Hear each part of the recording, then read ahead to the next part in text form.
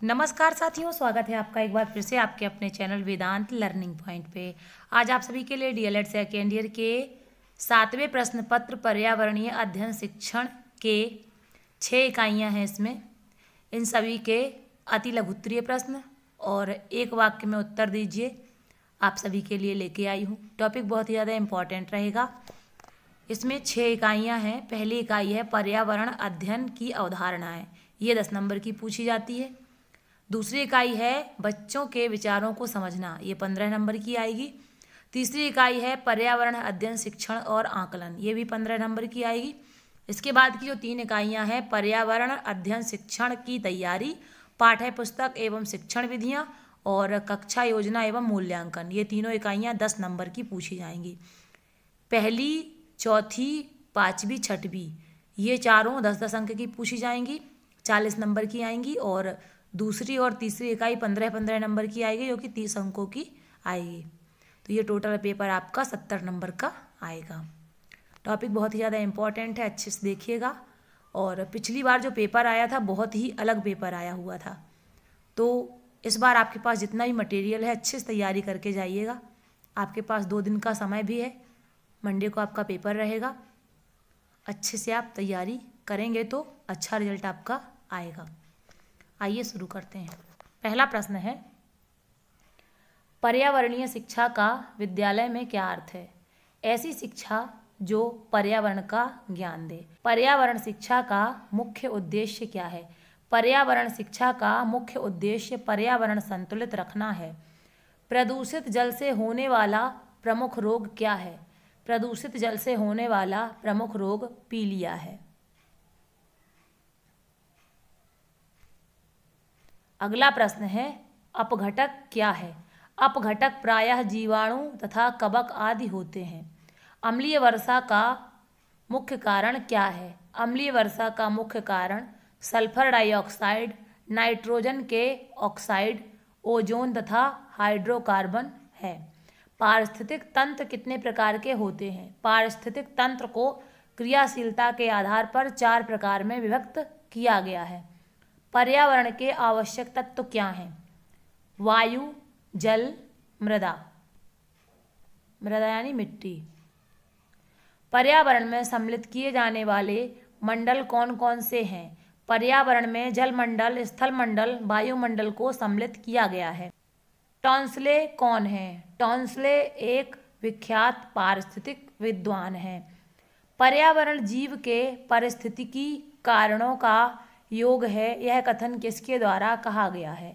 यह कथन टॉन्सले ने कहा है। पर्यावरणीय अध्ययन का महत्व क्यों है? पर्यावरणीय अध्ययन से छात्रों में अध्ययन की रुचि बढ़ती है। सूर्य के सबसे निकट का ग्रह कौन सा है? सूर्य के सबसे निकट का ग्रह बुध है। इसके बाद है इस इकाई के अति लघु उत्तरीय प्रश्न। पहला प्रश्न है इसमें, प्रकृति का महत्व बताइए। प्रकृति का महत्व। प्रकृति से हमारा संबंध हमारे अनुभवों की महत्वपूर्ण परत है। वर्तमान में मानव ने अपने जिज्ञासा के चलते प्रकृति के सभी रहस्यों की खोज की है। प्रकृति का अर्थात वातावरण में विद्यमान प्रत्येक घटक मानव जीवन को प्रभावित करता है। ये हैं जैविक वनस्पति जंतु, अजैविक में सूर्य, चंद्रमा, तारे, नदी, पहाड़, जल, वायु, अग्नि।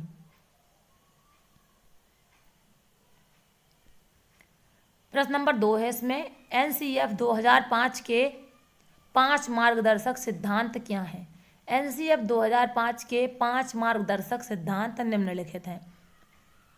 ज्ञान को स्कूल के बाहर जीवन से जोड़ा जाए, पढ़ाई को रटंत प्रणाली से मुक्त किया जाए, पाठ्यचर्या पाठ्य पुस्तक केंद्रित न रह जाए, कक्षा कक्ष को गतिविधियों से जोड़ा जाए एवं इसे लचीला बनाया जाए, राष्ट्रीय मूल्यों के प्रति आस्थावान विद्यार्थी तैयार हों या राष्ट्रीय महत्व के बिंदुओं को पाठ्यक्रम में शामिल किया जाए। तीसरा प्रश्न है, एनसीईएफ 2005 का पूरा नाम क्या है? उनके अंग या भाग लिखिए। एनसीईएफ का पूरा नाम नेशनल करिकुलम फ्रेमवर्क है। एनसीईएफ 2005 के अंग या भाग परिप्रेक्ष्य, सीखने का ज्ञान, पाठ्यचर्या के क्षेत्र, स्कूल की अवस्थाएं एवं आकलन, विद्यालय व कक्षा का वातावरण, व्यवस्थागत सुधार। एनसीएफ 2000 पर टिप्पणी लिखिए।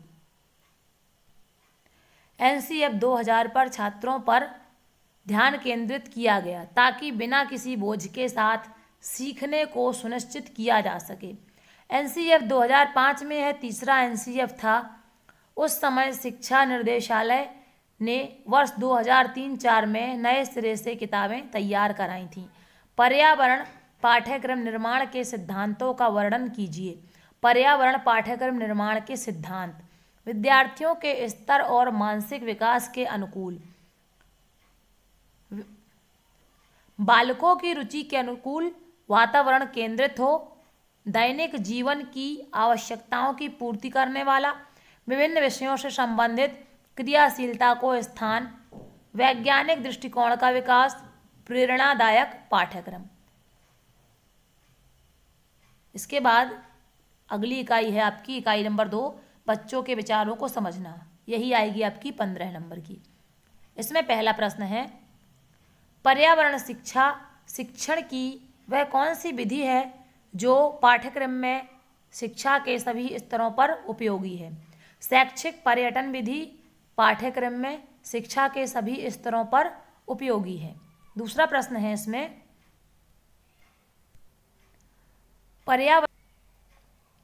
पर्यावरण शिक्षा से किनके बीच संतुलन बनाया जा सकता है? जैविक व अजैविक कारकों के मध्य। बाल केंद्रित शिक्षा का क्या अर्थ है? उत्तर है इसका स्वयं करके सीखना। पर्यावरण शिक्षा किससे संबंधित है? पर्यावरण शिक्षा पर्यावरण और शिक्षा से संबंधित है। पर्यावरण शिक्षा की जरूरत क्यों पड़ती है? पर्यावरण के प्रति वैज्ञानिक दृष्टिकोण विकसित करने के लिए। वन्य जीवन का पाठ पढ़ाने के लिए बच्चों को आप किस विधि से समझाएंगे?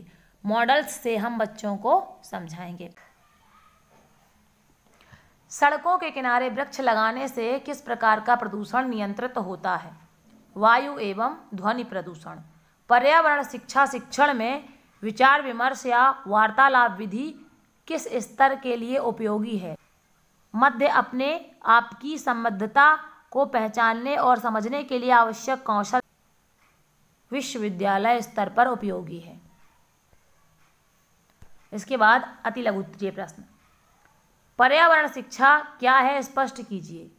पर्यावरण शिक्षा की अवधारणा के आधार पर पर्यावरण शिक्षा के दायित्वों को जानने तथा विचारों को स्पष्ट करने की वह क्रिया है जिससे मनुष्य अपनी संस्कृति और जैव भौतिक परिवेश के तथा अभिवृत्ति का विकास कर सके। पर्यावरण शिक्षा पर्यावरण की गुणवत्ता से संबंधित प्रकरणों के लिए व्यवहारिक संहिता निर्माण करने तथा निर्णय लेने की आदत को भी व्यवस्थित करती है।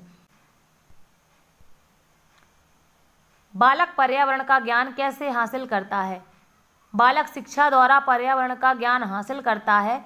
शिक्षा मानव जीवन के बहुमुखी विकास का एक प्रबल साधन है। इसका मुख्य उद्देश्य व्यक्ति के अंदर शारीरिक, मानसिक, सामाजिक, सांस्कृतिक, आध्यात्मिक वृद्धि एवं परिपक्वता लाना है। शिक्षा के उद्देश्यों की पूर्ति हेतु प्राकृतिक वातावरण का ज्ञान ही अति आवश्यक है। प्राकृतिक वातावरण के बारे में ज्ञानार्जन की परंपरा भारतीय संस्कृति में आरंभ से ही हो रही है, परंतु आज के भौतिकवादी युग में परिस्थितियां भिन्न होती जा रही हैं।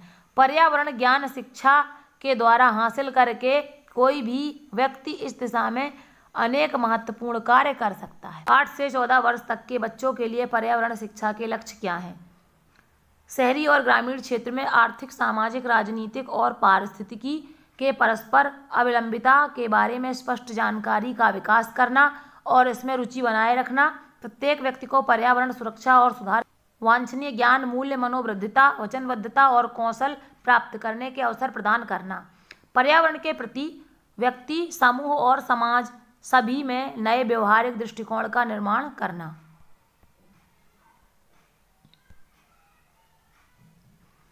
छह से 7 वर्ष के बच्चे अपने पर्यावरण के बारे में क्या क्या जानते हैं?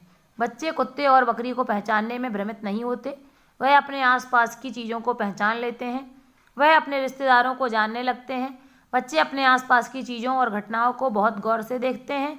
वह उन चीज़ों के गुणों की परख करते हैं, एक चीज़ की तुलना दूसरी से करते हैं और उनमें समानता या फ़र्क खोजने की कोशिश करते हैं।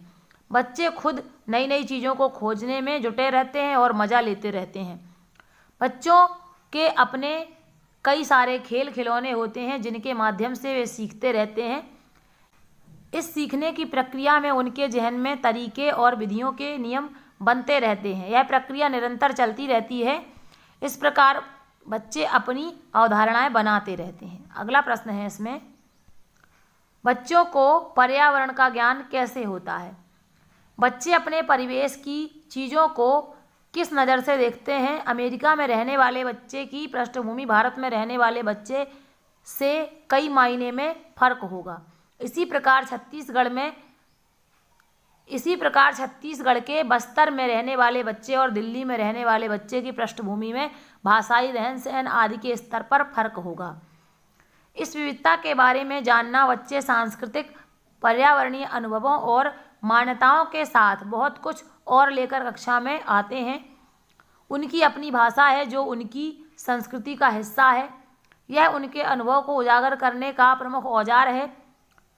हम पर्यावरण में मौजूद हर चीज़ को सीखने की सामग्री के रूप में इस्तेमाल करना चाहते हैं। बच्चे की समझ पर्यावरण के लिए क्या है? स्वाभाविक रूप से सीखने वालों की तरह पहचाने जाने की आवश्यकता और बच्चों की अपनी गतिविधियों के फलस्वरूप पैदा होने वाले ज्ञान को स्थापित करता है। बच्चे अपने आसपास की दुनिया से बहुत ही सक्रिय रूप से जुड़े रहते हैं। वे खोजबीन करते हैं, प्रतिक्रिया करते हैं, चीज़ों के साथ कार्य करते हैं, चीज़ें बनाते हैं और अर्थ गढ़ते हैं। बचपन विकास और निरंतर बदलाव की अवस्था है जिसमें शारीरिक एवं मानसिक क्षमताओं का पूर्ण विकास शामिल होता है। इस विकास में वयस्क समाज में समाजीकृत होना भी शामिल है, जिसमें बच्चा संसार का ज्ञान ग्रहण करता है और नए ज्ञान का सृजन भी करता है। बच्चे कैसे सीखते हैं? बच्चे अपने वातावरण से बहुत कुछ सीखते हैं। लोगों को देखकर, सुनकर, बोलकर, समझकर सीखते हैं। सीखने की प्रक्रिया जन्म से मरण तक चलती रहती है। बच्चे पल पल सीखते रहते हैं, बोलना, खाना, समझना, उपयोग करना इत्यादि। बच्चे स्वयं से सीखते हैं, स्वयं से सीखी बातें अंत तक याद रखते हैं। वे अपने आसपास के वातावरण के साथ अपने संपर्क आधार पर अपने आप बहुत कुछ सीखते हैं। अवलोकन करने के क्या उद्देश्य हैं? अवलोकन के दौरान बच्चों में किन किन क्षमताओं का विकास होता है? किसी वस्तु, घटना या व्यक्ति को ध्यानपूर्वक निरीक्षण करना ही अवलोकन कहलाता है। अवलोकन का उद्देश्य निम्नलिखित प्रकार से व्यक्त किया जा सकता है। अवलोकन वैज्ञानिक विकास का मूल आधार है। अवलोकनकर्ता के पास अपना विवेक व ज्ञान होता है, अतः घटनाओं व संबंधों के प्रति उसका स्वयं का दृष्टिकोण भी तार्किक हो जाता है। अवलोकन के द्वारा वास्तविक सूचनाओं को प्राप्त किया जा सकता है। अवलोकन के दौरान बच्चों में वैज्ञानिक अभिव्यक्ति, तार्किक क्षमता व सामुदायिक व्यवहार का विकास होता है। अगला प्रश्न है, पर्यावरण अध्ययन की जानकारी आधारित दृष्टिकोण क्या है? पर्यावरण हमारे जीवन का मूलाधार है। बच्चों द्वारा की जाने वाली समस्त क्रियाएं पर्यावरण पर ही निर्भर करती हैं। बच्चों के समझने की प्रक्रिया प्रत्यक्षीकरण पर निर्भर रहती है। वह अपने आसपास जो दृश्य, परिदृश्य तथा घटनाएं देखता है उसी के अनुसार उसकी समझ का विकास पर्यावरण के विषयों में होने लगता है। वह समझने लगता है कि कौन सजीव है, जैसे मनुष्य, पशु पक्षी, कीड़े मकोड़े, पौधे, तथा साथ ही क्या निर्जीव है, जैसे मकान, कुर्सी, पुस्तक, पेंसिल आदि। जानकारी आधारित कार्यक्रम में बहुत कुछ कहा दिया जा सकता है। इस दृष्टि से हम यह मान सकते हैं कि बच्चों को बहुत सी अमूर्त बातें जानना जरूरी है। इसका अर्थ है कि वे पर्यावरण को समझने के साथ इसके संदर्भों, दोहन एवं दुरुपयोग को भी समझें। अगला प्रश्न है, पियाजे की मानसिक विकास की अवस्थाएं लिखिए। पहली है संवेदी पेशी अवस्था, सेंसरी मोटर, जन्म के 2 वर्ष। पूर्व संक्रियात्मक अवस्था, प्री ऑपरेशनल 2 से 7 वर्ष। मूर्त संक्रियात्मक अवस्था, कंक्रीट ऑपरेशनल 7 से 12 वर्ष। अमूर्त संक्रियात्मक अवस्था, फॉर्मल ऑपरेशनल 12 से 18 वर्ष। बच्चों में पर्यावरण अधिगमन की विधियों के नाम लिखिए, कोई 4। प्रयोगशाला विधि, अन्वेषण विधि, भ्रमण विधि, रोल प्ले विधि। पर्यावरण शिक्षण विधि का चयन करते समय ध्यान देने योग्य बातों का वर्णन कीजिए। पर्यावरण शिक्षण विधि चयन करते समय ध्यान देने योग्य बातें। शिक्षण विधि बच्चों के आयु स्तर के अनुरूप हो। शिक्षण विधि बच्चों के मानसिक स्तर के अनुरूप हो। शिक्षण विधि बच्चों की रुचियों के अनुरूप हो। शिक्षण विधि रोचक हो। शिक्षण विधि में सृजनात्मकता का पुट हो। शिक्षण विधि समय और परिस्थिति के अनुकूल हो। शिक्षण विधि मनोवैज्ञानिक हो। शिक्षण विधि लचीली हो। शिक्षण विधि ऐसी हो जो कि सर्वांगीण विकास करे, पर्यावरण के संबंध में संपूर्ण जानकारी दे सके। अगला प्रश्न है, समय नापना बालक किस प्रकार सीखता है तथा शिक्षक की क्या भूमिका होती है। सभी बच्चों को समय का एक मोटा मोटा एहसास तो होता ही है। मसलन कोई बच्ची यह शिकायत करती है कि उसे स्कूल जाने के लिए जल्दी उठना होता है व उसकी बहन सोती रहती है, तो उसके शब्दों में जल्दी का संबंध समय से ही तो है। इसी तरह से बच्चे अलग अलग कामों में लगने वाले समय की तुलना के लिए कई शब्दों का इस्तेमाल करते हैं। गांव में यह एक आम बात है, गांव में यह एक आम खेल है। जब बच्चे नदी तालाब में नहाते हैं तो एक बच्चा पानी में डुबकी लगाता है और दूसरा बच्चा किनारे में बैठकर 1 2 3 गिनना शुरू कर देता है। इस तरह से देखा जाता है कि वह कितनी देर तक डुबकी लगाए पानी में अंदर रह सकता है और फिर कौन सबसे ज़्यादा देर तक पानी में रहा। इस बात को लेकर एक दूसरे से तुलना की जाती है। अगला प्रश्न है, पर्यावरण के विषय में बच्चों के ज्ञान का पता किस प्रकार लगाया जा सकता है, उदाहरण देके समझाइए।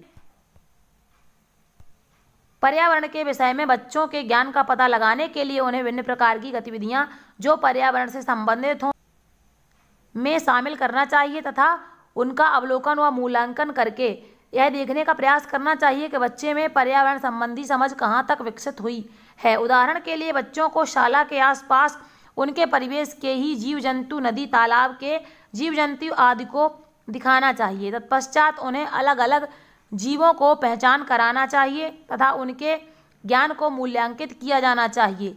एक अन्य उदाहरण में बच्चों को दैनिक पर्यावरण में आने वाली वस्तुओं के विषय में जानकारी देकर उसी प्रकार की अन्य वस्तुओं की सूची बनाने के लिए कहा जा सकता है। अगला प्रश्न है, व्यक्तिवृत्ति क्या है, इसकी रूपरेखा लिखिए। व्यक्तिवृत्ति केस स्टडी।